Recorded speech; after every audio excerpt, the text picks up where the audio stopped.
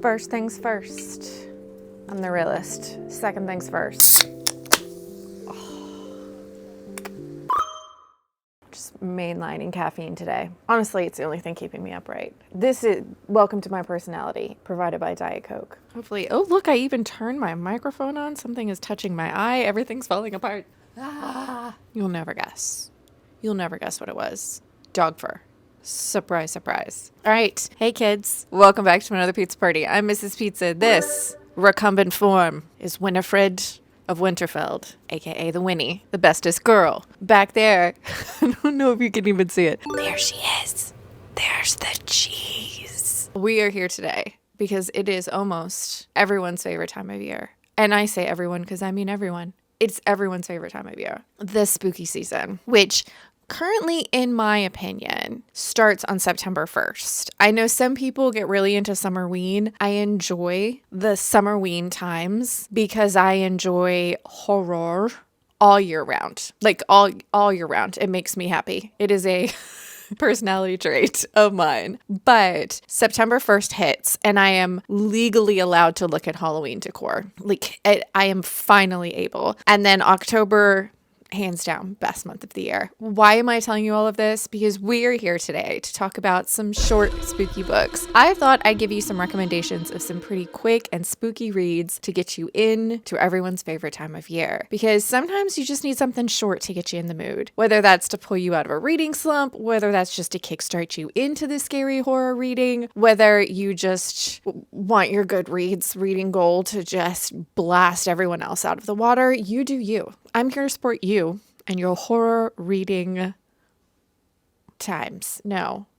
Okay. While the caffeine is still thrumming through my veins, let's get through this. I have actually split these up into categories because apparently I read within very specific genres within horror. Who knew? Not me until I started making this list. So I split this up into 3 different groups of super short horror reads. My prerequisites for this is it had to be something that was considered universally spooky. It had to be something that was under 200 pages, and it had to be something that I read and enjoyed because I've definitely read lots of short spooky things that I've given 3 stars and less, but these are all 4 stars or more. The first category of spooky short books we're going to talk about is Gothic. I love a Gothic book. I love a Gothic book. End of sentence, period, as our punctuation. I love a Gothic book. And so short, teensy, spooky little bite-sized reads in the Gothic genre make me incredibly happy. The first book we're going to talk about is We Have Always Lived in the Castle. This is by Shirley Jackson and is considered a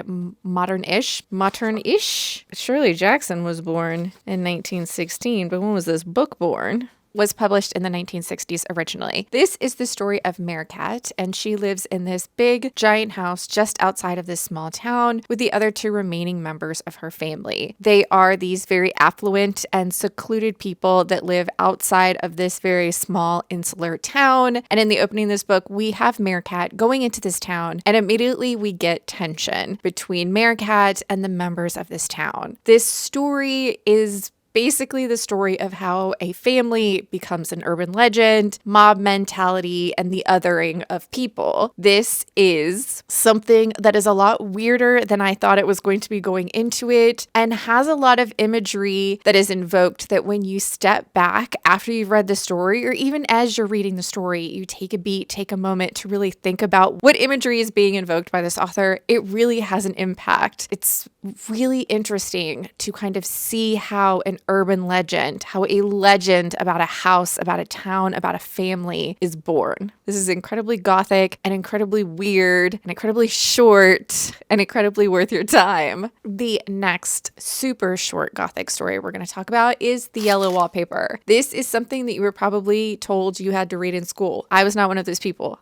I don't know if I skipped that class or what, because this is incredibly short. So it was probably only one day in class that you actually had to read this. Maybe. I don't know. I wasn't there, obviously. This is, though, a story that is often referenced in other literature. There have been so many books I have read over the years that reference the yellow wallpaper. And so eventually I had to see what it was about. Like I had to read it for myself to be in the know of what the hell all these authors were talking about. The Yellow Wallpaper is an incredibly short story where our narrator is a woman who is recently postpartum and she has been deemed unwell and locked for the better part of the story in a room with yellow wallpaper, and she literally deteriorates. But my main takeaway is if somebody had just listened to her, maybe if someone had just listened to this woman, we wouldn't have gone down the path we did. It doesn't necessarily go unhinged so much as we deteriorate along with this character, with this wallpaper being this like metaphorical antagonist to this woman. I see why a piece of classic literature is something you can read in an afternoon, and then you too will be in the know of what all these authors are talking about. Our next Gothic story is going to be What Moves the Dead by T. Kingfisher. Teensy tiny. I love T. Kingfisher books. This is no secret. I like their horror books and I like their fantasy books. It was a very easy bet that I was going to enjoy this book, and I did. This is the start of a series for this author. What Moves the Dead is T. Kingfisher's reimagining of The Fall of the House of Usher by Edgar Allan Poe, which is a story I should read because I have read so many Fall of the House of Usher reimaginings and enjoyed them all. I need, what's my problem? What am I doing? Maybe I should remedy this soon. This is the story of Alex. Alex is a war veteran and receives a letter from a dear friend that they are ill and not long for this world. So Alex makes the trek to the big and secluded estate of the Ushers, where Madeline and her brother are left here. I think the only other person in this house is a doctor that is seeing to both of the Ushers that are left in this crumbling, just fungus mold-filled old manor where something creepy is happening, both with the wildlife and the manor itself, and maybe even the Ushers. I really enjoyed this. It has a botanical horror element to it, and that is right up my alley, right up my street. I love some freaky fungus and some frightening flowers and some trees that want to murder you. This was a really creepy, strange story about what's going on to the Ushers. The next book in this series, which I also have read, is What Feasts at Night. We are again following Alex, but this time they are traveling to a family hunting lodge, a very secluded hunting lodge where the previous caretaker has recently gone missing, and something is amiss not only at the hunting lodge, but at the nearby town. As Alex once again gets pulled into this mysterious, slightly supernatural, sinister thing that is happening. And in the not too distant future, the third book in this series, What Stalks the Deep, will be released, and you better believe I'll be picking that up so fast because I'm sure once again Alex is going to find themselves in a situation that they just, poor Alex, just stumbling upon the worst situations that could possibly happen. But of course, I'm going to like it. I'm going to enjoy it because not only do I like T. Kingfisher's writing, I like Alex as a character, and I like so far where this whole entire storyline has gone. All right. Next up in our short horror categories, it's going to be Gorefest. Just goopy, drippy, awful gore, which apparently I'm a fan of because recently I've dipped my toe in and apparently I like a disgusting, scary story. The first book, and one of my favorites on this list, is going to have to be The Haar. This is a very short story that I had heard a lot about over the years, but when I truly experienced it, it's such a conundrum. It's so hard to explain to someone how this is disgusting and horrific and drippy and goopy and awful, but also heartfelt and lovely. This is the story of Margaret, and she is an elderly woman who lives in a small, secluded, picturesque, beautiful Scottish town. When one day an American billionaire sets his sight on this tiny, idyllic fishing village, and he is going to raze it to the ground and turn it into a golf course or something else that a billionaire would want to do. So he has been systematically buying everyone out of their homes, and the few people that won't leave, he is making life really, really difficult for them. He's getting really nasty about the people that are left behind. But Margaret doesn't want to leave. She spent her entire life on this island. She's raised her child. Her entire love story with her husband was here on this island. This is her house. This is her land, and she's not leaving. She's gonna die here, damn it. This billionaire is not going to let Margaret enjoy her twilight years on this island. He's getting really nasty about trying to get Margaret off this land. When one day, Margaret finds a sea monster, a goopy, drippy mess of a sea monster on the beach, takes it home, and horrific body horror ensues, but also a lovely friendship between Margaret and the horrific monster. Like, it has this ending that's so hopeful the Haar, read it. I don't. It's such an interesting combination of disgusting and heartwarming.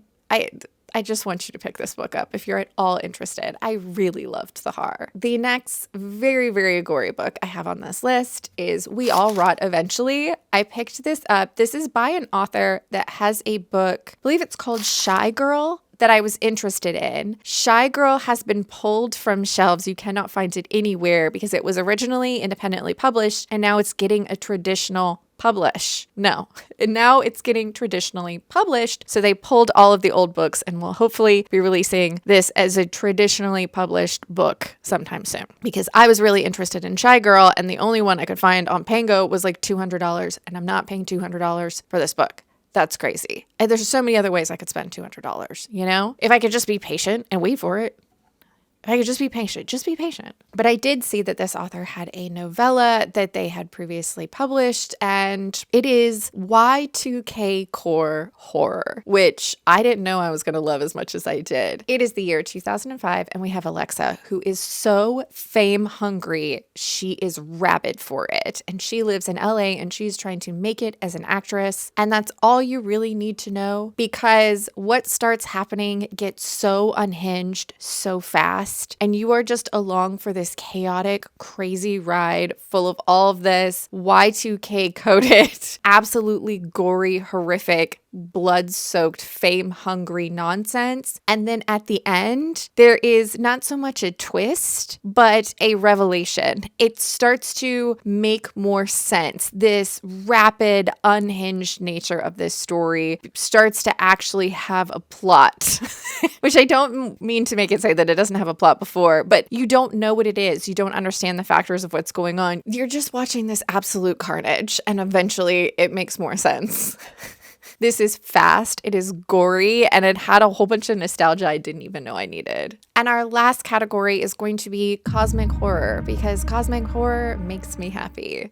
The first book we're going to talk about is Ring Shout, which has been a somewhat recent read for me and something I truly enjoyed. Taking place in the early, I think it's like 1915 is when the story takes place. We have 3 young Black women living in the South in a time where it would be incredibly difficult to be a Black woman living in the South, because not only do they have to deal with racism and just awfulness all over the place, they also have to deal with the Ku Klux Klan. But in this world, the Ku Klux Klan isn't just a bunch of garbage, awful white guys. It is literal cosmic monsters.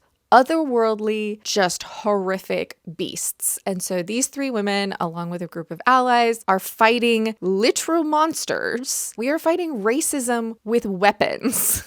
This is a very action-adventure packed, quick-moving short story of killing racism with giant otherworldly swords. It was fun, it's wild, and it definitely fits into that cosmic horror, but make it cosmic horror adventure category. The next book we're going to talk about is something that I have kind of lumped together with Ring Shout because I feel like something about the tone feels familiar. They're not exactly the same, but yet I feel like if you like one, you'll like the other, and that is The Ballad of Black Tom. The Ballad of Black Tom is a story of Thomas, and he is a young man who has taken on a job transporting a magical object. He knows a little bit about this, having done this kind of work before, when he realizes while transporting his most recent object that maybe this isn't the kind of thing that should fall into these kinds of hands. Thomas unintentionally gets wrapped up into this otherworldly, magical secret society thing that is happening when he is being used by the people around him to to get them for what they want to happen to happen. That's not how you should put that. Thomas is being used in a lot of these situations because he is seen as a person that can be used by the people around him. Even though he's resourceful and intelligent, it is just the time and the place he is living in. This story goes in a different direction than you actually think it will. It's creepy, it's cosmic, it's horror. It is actually a reimagining of an H.P. Lovecraft story, who is a notorious racist. And so this author took this story, reimagined characters within it, made it something different, made it something great. This is really fast, really, really well done, and an incredibly creepy read. And the last book in our cosmic section is Annihilation. This is a cosmic horror that I'm pretty sure I'm not the first person to tell you about, but if you haven't picked it up, it's incredibly tiny. It's so good. Just pick it up. Why? What are you waiting for? It's so small. You could finish it so fast. This is the story of an expedition that is taking place into which you assume is quarantined area known as Area X, where there have been unexplained phenomenon happening. We have a group of women all going in. You don't know any of their names. They're only referred to as the position within the group that they are, but you are getting this story recounted to you through the eyes of the biologist. She is recounting the story of what happened in Area X, all of the unexplained strange flora and fauna, and what happened during this expedition as things go absolutely bananas. This is a little bit more ambiguous. I think as the series goes on, you get a few more answers of what the actual hell is happening, but it's so creepy and unsettling. When you glance at something in Area X, just quickly move your eyes across it. It seems like nothing, but the longer you look at something, the stranger it becomes, the more unhinged, the creepier. Really paying attention will freak you the hell out.